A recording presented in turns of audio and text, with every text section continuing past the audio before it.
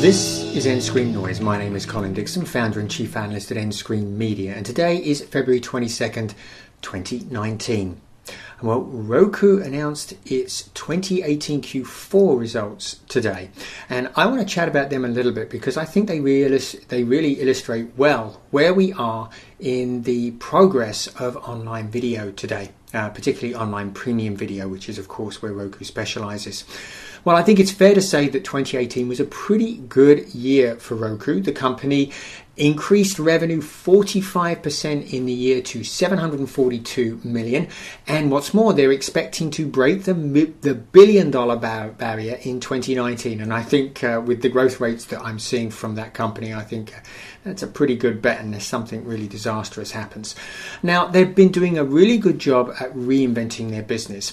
Of course, Roku has been a player seller, so they were selling hardware and that was its primary business. But about a year and a half ago, it started switching emphasis to its platform business, and the biggest component of its platform business now is advertising, which it sells primarily through the Roku channel. And the Roku channel is doing extremely well on Roku. They say it's the 5th most popular channel. Well, this is really leading to a tremendous growth in its platform business. Platform revenue now stands at $417 million, or about 58% of the total revenue picture for the company. So really has switched to being a player maker and seller to being a service provider, and the Roku channel is leading that. Now, it's also been extremely successful in growing the number of active Roku users. Now, of course, a key part of that is player sales.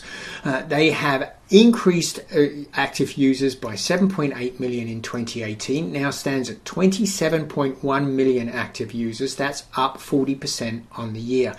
Pretty good performance. But really, the reason Roku is so interested in growing the active users now is not so much for player sales, and of course, many of those are not through player sales. They come from Roku-powered smart televisions. It's really to help grow that platform business, and we see plenty of evidence that that platform business is growing. The average revenue per unit derived from mainly advertising that Roku has been delivering, well, that's consistently increased, up 30% in 2018. It now sits at about $18 a quarter, or about $6 every month. So again, pretty good performance. But the thing I really want to look at is the growth in streaming hours, the total number of hours streamed. Roku always tells us every quarter how much they've streamed. This quarter they said they delivered 7.3 billion hours. That's up a whopping 69% from Q4 2017. Now, when you look at that growth rate, 69%, the growth rate in active users was 40%. So in other words, the number of hours delivered is growing faster than the number of people watching. And what does that mean? Well, it means that people are watching more.